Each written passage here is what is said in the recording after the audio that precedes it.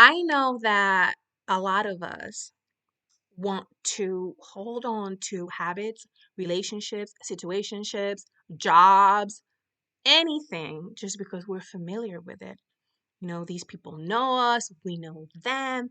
It's easy. It's very easy to hold on to what we know. But a lot of times, and you guys know this, these situationships, these relationships, these jobs, these habits are toxic. Even though we are comfortable, even though, these things feel familiar, right?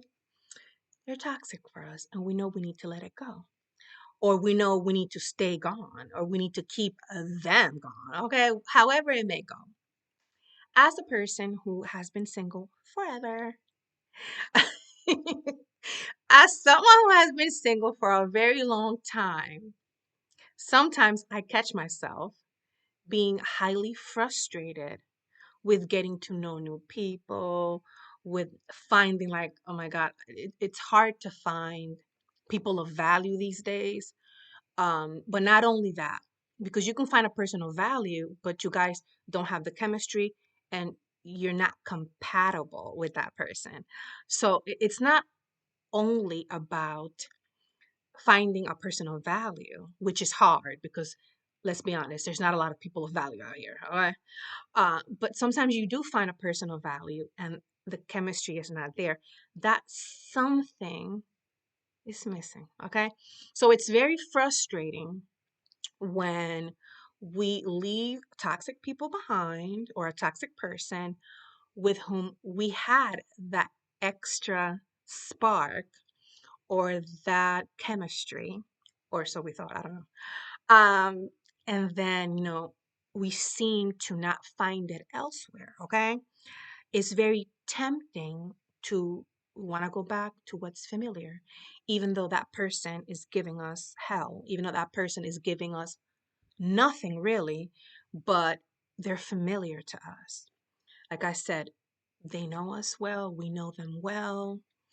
It's comfortable. If you've been with a person for many years, or many that not many years, but there's a sense of there's a click. There was a click that was made, and it's hard to get that same connection elsewhere. It's very, very easy to want to go back to familiarity. Yeah, I said that word. To what's familiar. It's very, very easy to get tired, honestly, of not finding what you're looking for. So this video, my loves, I made because I know that I'm not the only one going through this.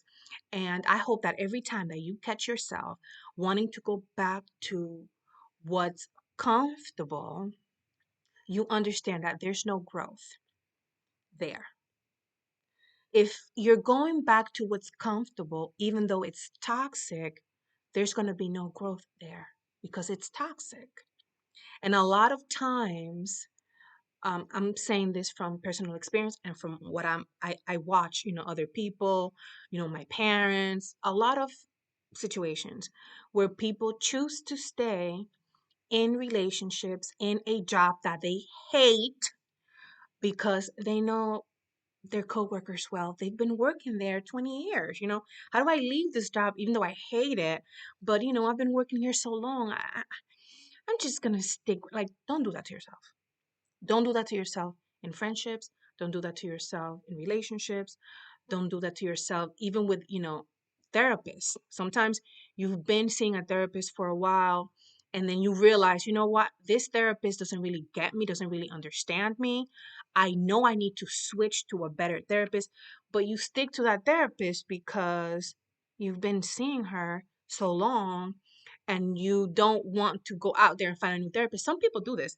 Some people, like myself, I need to find a therapist that understands me, that gets me, that not doesn't validate me all of the time, but because sometimes they're not going to validate you all of the time, but it's necessary for me not to feel like my therapist is gaslighting me. Okay. So, comfort zones in all aspects with your doctors. Okay. Sometimes people stick to doctors that Don't listen to them. But I've been going to him for 10 years. It doesn't matter. Like comfort zones professionally, personally, in every aspect. I would say even spiritually. Even spiritually. I don't read the Bible every day, but I want to get closer to God. So why aren't you reading the Bible every day? You're just comfortable with reading the Bible whenever you want to, but you say you love God, but you say that you are a believer, but you don't even open your Bible because you're comfortable with just going to your Bible a couple of times a year. In every way you look at it, comfort zones are not good. There's no growth in comfort zones. So if you find yourself sticking to someone, something, whatever, just because you're comfortable and there's no growth in that relationship, there's no growth in those habits, you know, you need to change something. For my singles, people of value are hard to find. People that you connect with, that you have that chemistry with, that's hard to find. Hang in there. Don't go back to nothingness.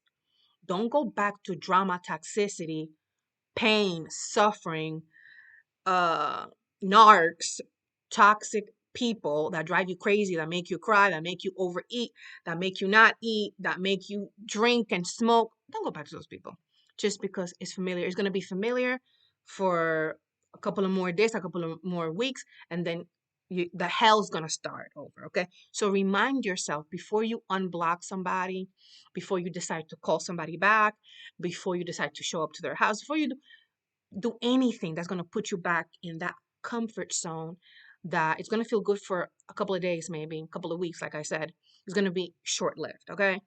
um there's no growth in comfort zones. Okay, and that brings me to the end of the video. Do what you have to do so that you can grow as a person, grow as a human being, grow in every aspect. Okay, I hope this video was helpful or entertaining. I will see you guys later. Mwah. Bye.